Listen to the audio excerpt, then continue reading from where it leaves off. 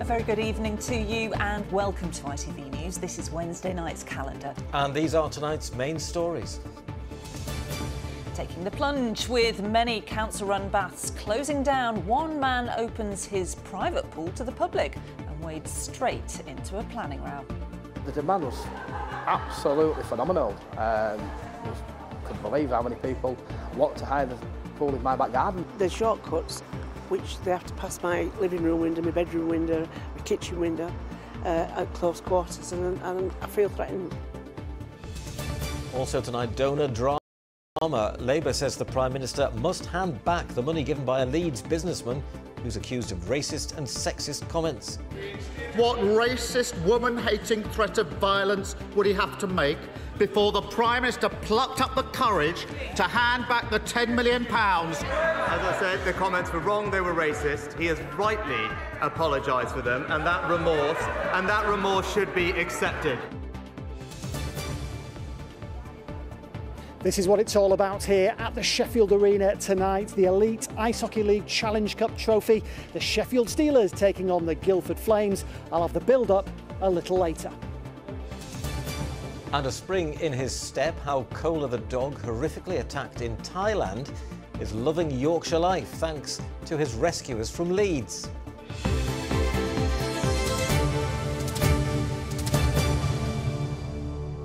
First tonight to the row that's erupted in West Yorkshire over plans to open up a privately owned family swimming pool to the public. It comes after a number of council-run baths have been closed down by authorities seeking to balance their books. Those regularly using the pool in a couple's back garden in Ossett say it's a vital community facility. But not everybody feels the same way. Some residents say it's causing parking and noise problems and say it's time to pull the plug.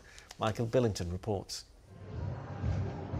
It's the private family pool which now attracts hundreds of paying visitors. It opened last year after owners John and Paula Gardner floated the idea of going public after running costs reached hundreds of pounds a week. After dipping their toe in the water and getting hundreds of inquiries in just 24 hours, they decided to take the plunge. Local pools such as Ossett Academy, where the swimming lessons were held up to probably 2 years ago, that had since shut. And also they'd closed Dewsbury Swimming Baths, which is about 3.5 miles away from here. So the demand was absolutely phenomenal. Couldn't believe how many people want to hire the pool in my back garden, so to speak. They've now applied for planning permission to open up permanently. They say plugging a gap in the market created by the closure of council baths nearby. Where the pools are open, they're fully booked, so people can't get the kids in to teach them to swim. So they've found a place here and they love it. There was always talk that Ossett would get a leisure centre and it's never materialised. So yeah, there isn't anything local that's like this. But it's found them in hot water with their neighbours. Objections lodged to the council over parking and noise issues. Wakefield District Housing, which runs a nearby independent living scheme, raising concerns about restricting access in an emergency. One of our main concerns is that Station Road, which is the other side of the building, there's a gate into our property and people have been parking there and coming through our garden part and this side to get through to there. There's shortcuts which they have to pass my living room window, my bedroom window, my kitchen window at close quarters, and I feel threatened. It's not rowdy. There's children come for swimming lessons, and if kiddies can't go out and have a little laugh as they're leaving the premises, it's a bad world, isn't it? I do feel that what we're doing now really does support the community, local and slightly further aside. Some people might say, you're a businessman, I am. You've identified an opportunity, you're exploiting a business opportunity here. Yeah, and I totally appreciate and accept that, because the journey as it started out, yes, it was to subsidise the cost of running this pool, to keep it. But as the journey's progressed, I didn't realise that we was going to get approached by, schools with disabilities, organisations, people post cancer treatments, post stroke. So where we are right now, no, that is not the case. John and Paula say most of the complaints come from refurbishment works finished this week, which they admit were disruptive. Now they're just asking for time to prove they can make a splash in the community without making ripples with their neighbours. Michael Billington, ITV News in Ossett.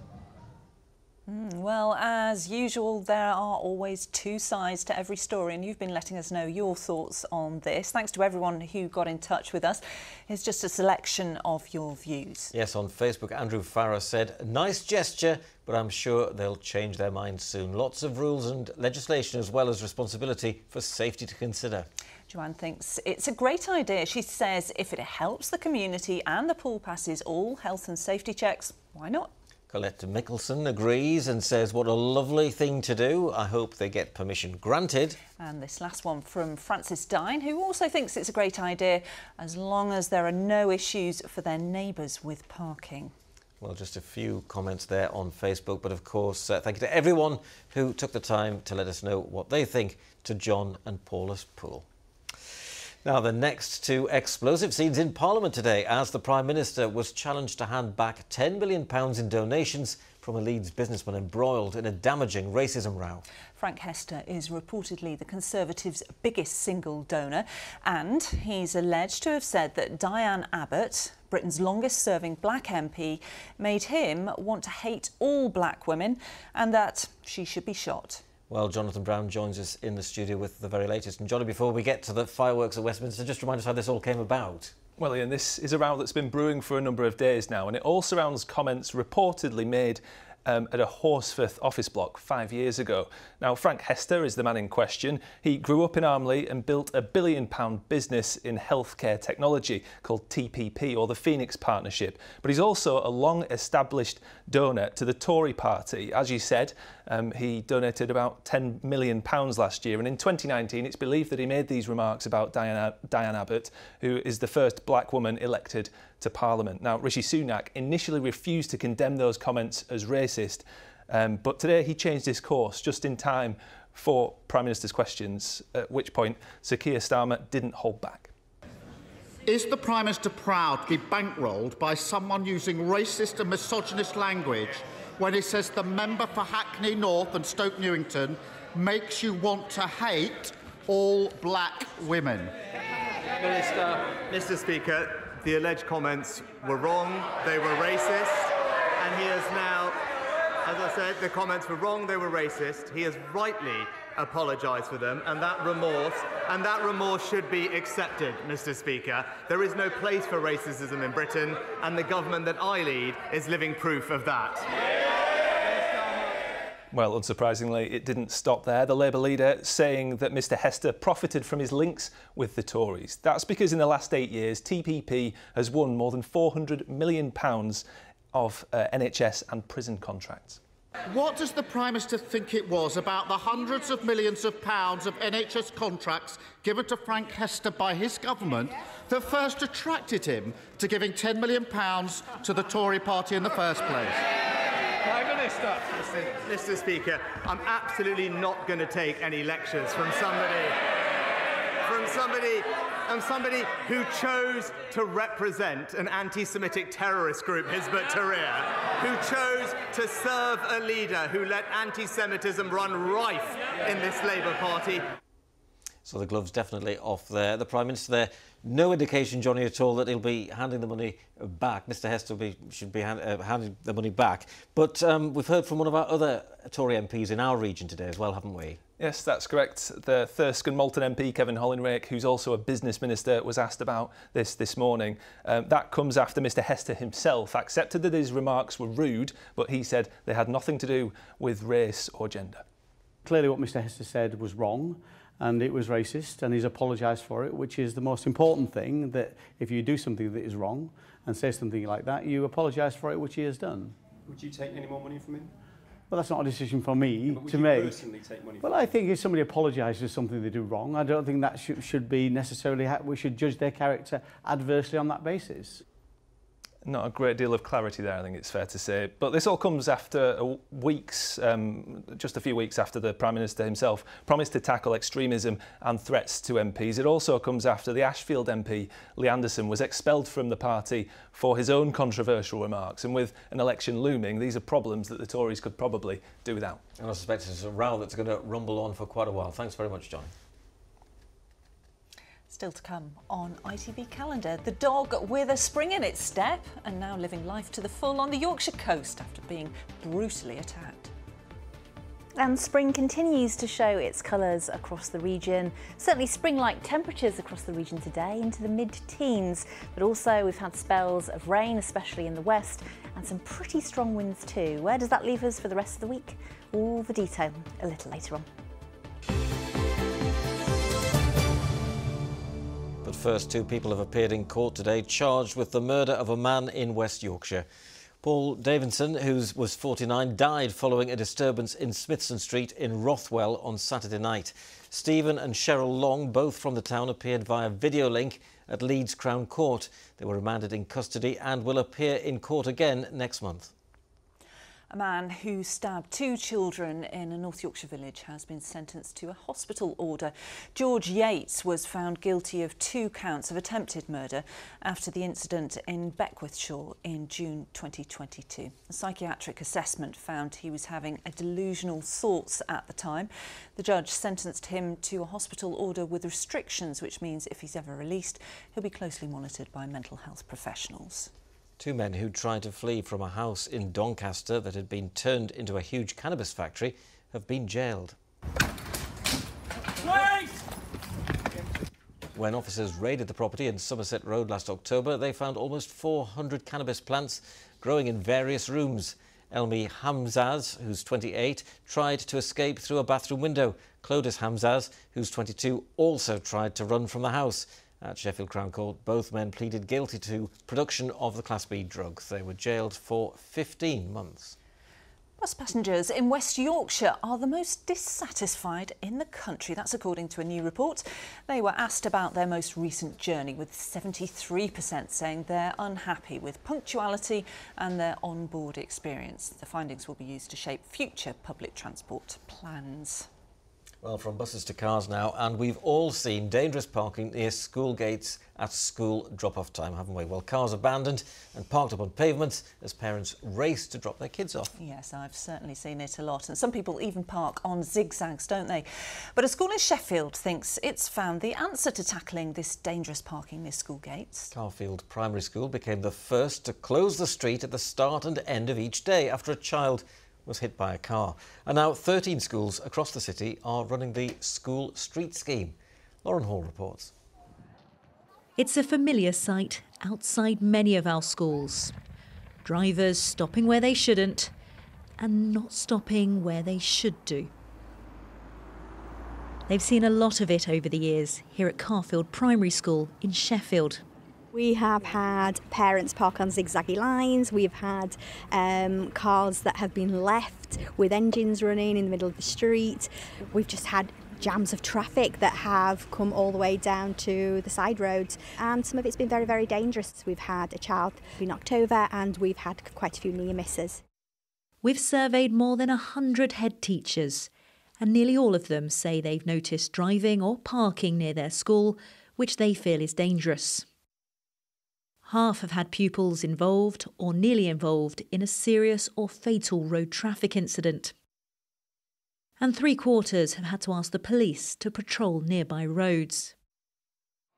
We've heard from head teachers about pupils being injured, and we were told of 2 incidents where children have been killed. Sharon Northcott's been voicing her concerns about the roads outside her son's primary school. A child was knocked down and killed a number of years ago, and she worries it could happen again. She says the biggest issue is drivers not stopping at this pedestrian crossing. It's very dangerous. I mean, we've had a fatality of a child before already. We've had several accidents where they have been hit, and loads of near misses where you're either yanking your children out the way or you're having to stand there and watch cars go past on a green man. Lives are also being put at risk in other ways. This dashcam footage was taken by a fire crew on a practice run.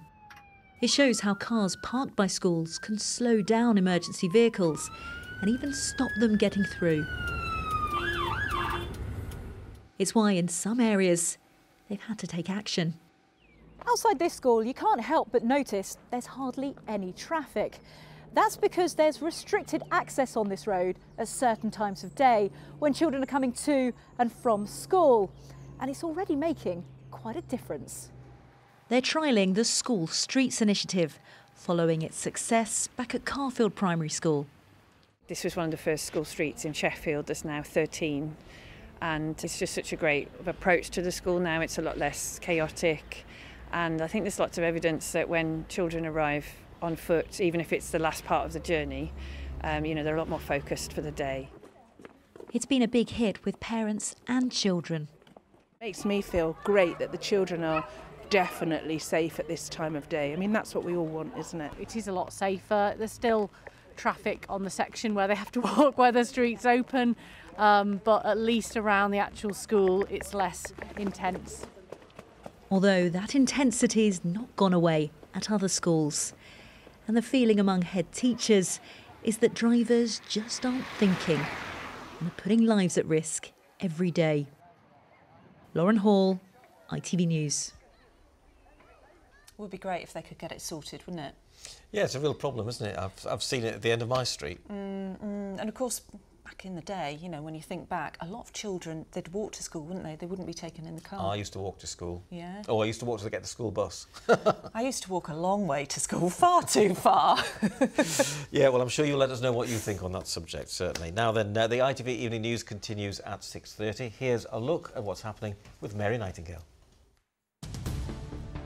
Coming up on the programme, claims the Prime Minister is trading money for morals. Pressures mounting on Rishi Sunak to hand back millions in party funding after admitting the Tories' largest donor had made comments he called racist and wrong about the MP Diane Abbott. Sir Keir Starmer's vowed to legalise assisted dying during the next Parliament and... turn on the subtitles. Hollywood star joining forces with parents in Essex to get children reading while watching TV. Do join me for those stories and more at 6:30. Thank you very much, Mary. It sounds like a good idea. Subtitles. Now, there's a big night in store down at the Sheffield Arena. Close to 9,000 will be there to see if the Sheffield Steelers can win their first trophy in 4 years. Yes, the Steelers take on Guildford in the Challenge Cup final, the first trophy of what they hope will be a terrific treble. Well, our man Chris Dawkes is down at the arena for us this evening. And Chris, it's been quite the year for the Steelers, hasn't it? Yeah, it certainly has, Ian, but quite a traumatic year as well. Before a game was even played down here, the Steelers lost one of their own, Alex Graham, whose initials you can see below that banner behind me. And then, of course, we had the incident in October where the Nottingham Panthers player Adam Johnson tragically lost his life out there on the ice as well. The players have shown incredible stoicism, incredible bravery to carry on, let alone succeed.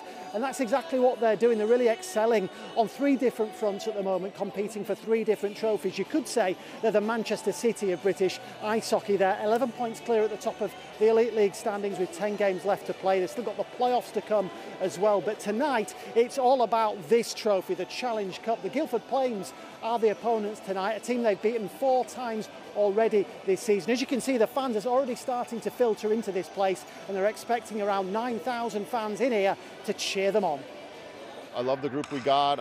I know that they're going to come ready to play tonight. We played our best games this year in the biggest game, so I'm very comfortable that we'll be ready to play and hopefully be able to get that first one, and then we'll focus on the rest from there. It could have been easy for this group to pack in their gear and just head home after everything that's happened. Obviously a tough summer with Alex and then the incident here at the arena, and I think tonight could be like the first of many, and obviously to begin to cap off what's been a roller coaster of a year, but could be something remarkable. Yeah, truly incredible year for the Steelers, and good luck to them. That's the action on the ice, Chris. What about on the grass? Yes, Ian, plenty of football last night in Leagues 1 and 2 as well, wasn't there? Barnsley bounced back from that 5-1 mauling to Lincoln at the weekend, winning 3-2 at Carlisle to keep them in touch with the League One automatic promotion places. And in League Two, Mansfield remain top. That's despite losing 2-1 at Tranmere. Bradford's 6-match unbeaten run came to a surprising end, with the Bantams losing 2-0 at home to strugglers Forest Green. And there was a good point for Harrogate, who drew 0-0 with Wrexham. But that's it from me here at the Sheffield Arena this evening, where the Sheffield Steelers hope to tick off one of that historic treble, hopefully for them. But for the moment, those celebrations are going to be kept on ice. Yeah, fingers crossed. Very cool there, Chris. Thank you very much indeed for the sport.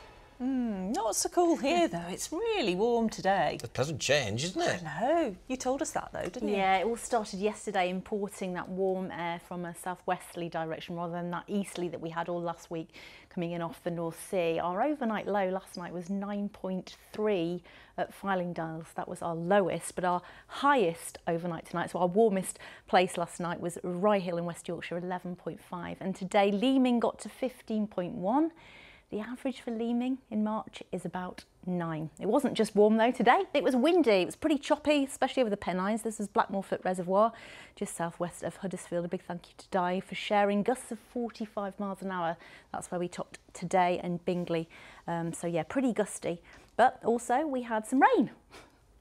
Warm, wet, windy, not much in the way of sunshine. This was Belden Moor. Big thank you to John Powell. And you can see I was mentioning yesterday we had a front to the northwest and it was going to linger, and how far southeast it was going to come. And it did sort of push across to East Yorkshire, and it's sort of been lingering over the Pennines. It's going to push its way northwards overnight tonight. So we have seen some a lot of cloud today and not much in the way of sunshine. You've been saying in your emails, rare phenomena, rare event, occasional glimpse, out just for a minute or two. This was Scarborough. We had a milky sun.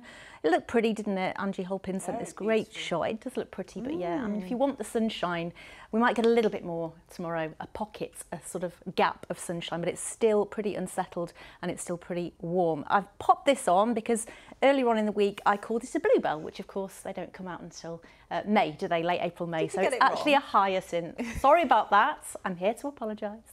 And a big thank you for those of you that told me I'd got it wrong. If you could smell it, you'd have known. Yes, absolutely. Yes. But yes, we've got to wait till late April, May for the bluebells. Very nice. I'll tell you what, it was nice last night to finish my late shift and to walk outside in it to feel warm. Yeah, it did. But did you turn your heating off? That's the question. Of course I didn't. Not Did you? yet. Yeah, of course I did. Well done. Now, finally tonight, when we talk about the friendship between man and dog, there won't be many stronger than these two. That's Kohler and his owner, John Daly, and there's a very, very good reason to it. Yes, so Kohler was attacked as a puppy in Thailand when horrifically his front legs were cut off. Luckily for him, though, he was picked up by John and his late wife, Jill, both retirees from Leeds, who'd set up a dog rescue foundation there. Well, today Kohler is living life to the full on the Yorkshire coast. His bond with John as unbreakable as ever. Sally Simpson has been to meet the pair of them. Happy at home in Hornsea, Kohler could easily fool you at first glance into missing signs of the traumatic start in life he suffered. Born in Thailand, as a puppy he was the victim of a vicious attack. This guy had left his boots outside and Kohler went round to investigate and started nibbling on one of the toe caps. And the guy was extremely angry at that. He had a large ceremonial sword hung up on his wall and he took that out and chopped his legs off, basically. John and his wife Jill were living in Thailand at the time, where they'd set up a dog rescue charity. Kohler, good boy. And took Kohler to their hearts when they realised he and Jill had something in common. There was this dog wagging his tail at me and licking my hand when I opened the door. And Jill, my wife, late wife, was a double amputee herself. She'd lost both her legs rescuing a dog in 2004. So I rang Jill and I said, I think I've got a dog here that you're going to want. But as his old prosthetics became clumsy and uncomfortable, the specialist who'd made John's wife her prosthetic limbs recommended a colleague to take on his first patient who wasn't human. The results for Kohler were transformational. He couldn't go out for a walk, a proper walk. And like all dogs really, he loves to go out for a walk. It's the highlight of his day. And without these prosthetics, there's no way he can do that. He can only go very, very slow on his back legs really. So they do change his life. Kohler is the first dog. He may even be my first animal, I think. It's hard not to have him as your favourite patient, yeah, I'd say he is. Jill's legacy lives on in the Soy Dog Foundation, which still cares for thousands of animals in Southeast Asia, of which Kola was one. He means, yeah, a lot to me as well, you know, because the connections back to Jill, there was definitely that bond there, and because they were in the same boat, basically. Now Kola is full of fizz, living his best life on the Yorkshire coast. Sally Simpson, ITV News, Hornsea. What a lovely story. Happy little thing, isn't it? Not a dry eye in the house, Lara. Oh, he's gorgeous, this Kola. I love him. Love him to bits. Yeah. Now then, let's get the weather forecast now from Kerry. Good visibility on the horizon. TUI sponsors ITV Yorkshire Weather. Hello again. So a little bit of sunshine today, hopefully a little bit more, at least for a time tomorrow afternoon. Even where we saw the cloudiest skies and just a few brighter breaks, it still looked pretty at Centenary Square in Bradford, and also a little bit of blue sky overhead in the Home Valley, where it has been very cloudy and damp, misty and murky for quite a while now. So we stick with that southwesterly flow, several weather fronts coming through over the next few days. But as the low pushes away on Saturday, Friday night into Saturday, a brief pocket of slightly colder air before the mild returns from the southwest, but also the weather front. So in a bit more detail for this evening and overnight tonight, it stays quite showery, misty and murky over the hills and quite blustery. Everything pushing northwards into the second half of the night, so there will be some clearer spells developing, but despite the clearer skies, we've still got the breeze and we've still got the mild air, so nothing too low once more, and certainly towns and cities not much lower than around 9 or 10 Celsius. There is some times as we head into tomorrow, 6:22 and 6:10, so maybe some brightness first thing, especially in the east, then a few showers getting going during the morning, a little bit more in the way of cloud, but again pushing north and eastwards, and we are expecting a pocket for an hour or two of some sunshine accompanied by some really quite mild air, once more 14 or 15 Celsius. But you can see once more from the southwest, although it's staying mild, it's staying fairly blustery, some showery outbreaks which could be heavy and more prolonged, certainly over the Dales, the Pennines and the Peak District. So as we head into Friday, we are expecting it to be fairly blustery. There will be sunshine and showers, but this weather front is sinking its way southwards, so windy and wet at least for a time. At this stage, Saturday is your best day of the weekend. TUI sponsors ITV Yorkshire Weather. There you go. Make the most of that window of sunshine with those decent temperatures tomorrow. Saturday's best day. Looking Warming forward up to for that. the weekend. We like it when that happens, don't we? That's all from us for now, but you're back later. Do join me later. Yeah, I'm on at 10:30 and Mary is next. So thanks very much for watching. We'll see you later. Have a good evening. Good night. Bye.